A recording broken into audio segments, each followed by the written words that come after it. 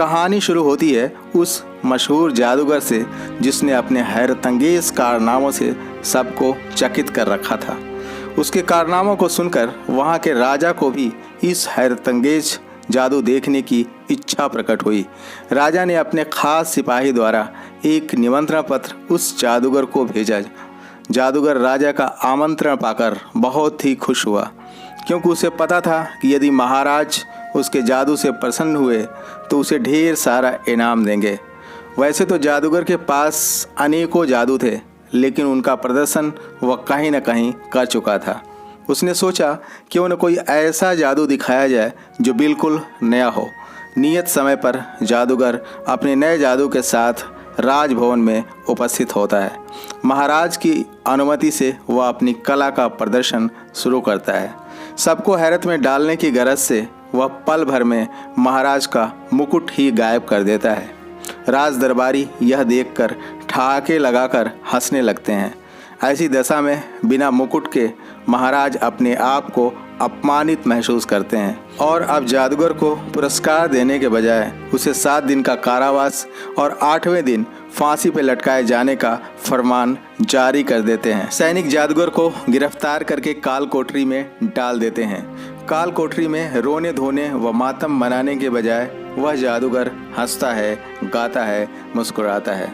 उसके इस अजीबोगरीब व्यवहार से पहरे पर तैनात पहरेदारों को भी बड़ा आश्चर्य होता है। जादूगर की बीवी जब उससे मिलने कारागार पहुंचती है तो रोना धोना शुरू कर देती है। उसे देखकर जादूगर मातम नहीं मनाता।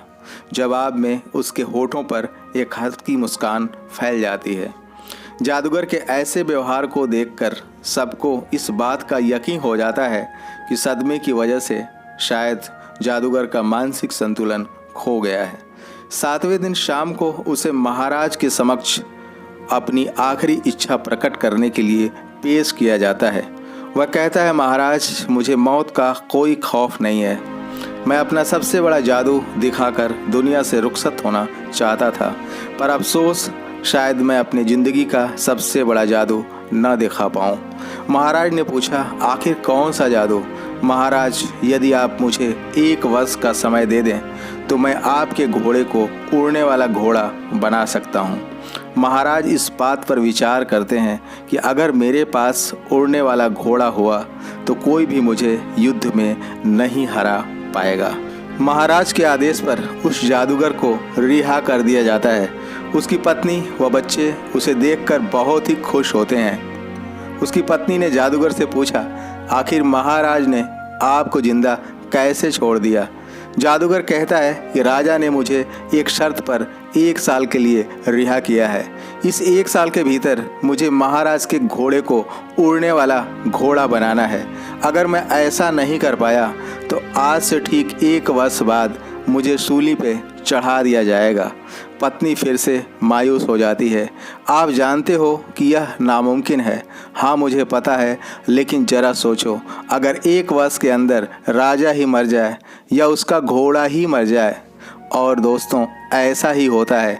3 माह के अंदर राजा का घोड़ा मर जाता है और 6 माह के भीतर ही वृद्ध राजा की मृत्यु हो जाती है और इस तरह से जादूगर जिंदा बच जाता है। लेकिन उस जादूगर की दिलेरी तो देखो कि मौत उसके सिर पे थी, फिर भी वो खुश था, मुस्कुरा रहा था, क्योंकि वह हर लम्हे का एंजॉय कर रहा था। आप भी आज जिस भी हाल में हो खुश रहना सीखो। आपके पास सिर्फ आज है। हर लम्हे को खुलकर जियो, क्योंकि ज़िंदगी का एक लम्हा भी मौत के खौफ के 1000 लम्हों से बड़ा होता है। इसी के साथ आपका दिन शुभ हो। जय हिंद, जय भारत।